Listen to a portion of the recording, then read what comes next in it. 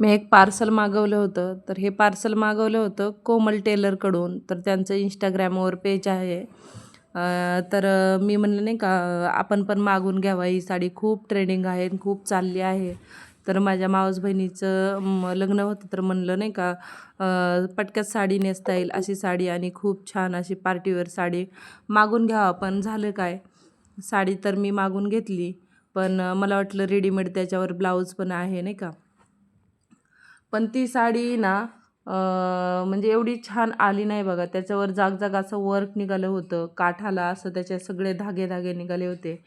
ही साडीमध्ये ना असे 2 प्रकारचे आहेत बघा, एक हलकी आणि एक भारी. तर ही साडी मला तिने ना हलक्यामधून पाठवली होती आणि एवढी काही खास नव्हती साडी आणि तिला बोललं तर मला म्हणते, की 200 जणांना साड्या घेतलेल्या आहेत आणि तुम्हालाच काही ही साडी चांगली नाही वाटत. तुम्हाला आवडली नसेल म्हणून रिटर्न करताय तुम्ही.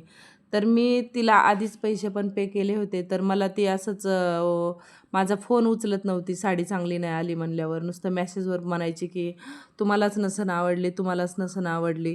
तर साडी पैसे आधी केले म्हणजे साडी घेण्यासाठीच केलेले होते ना.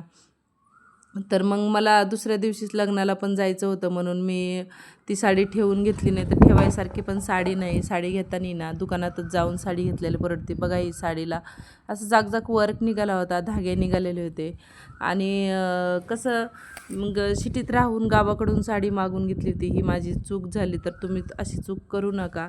साडी मागवताना ना चांगल्याच पेजवरून मागवा. चला भेटूया पुढच्या व्हिडिओमध्ये.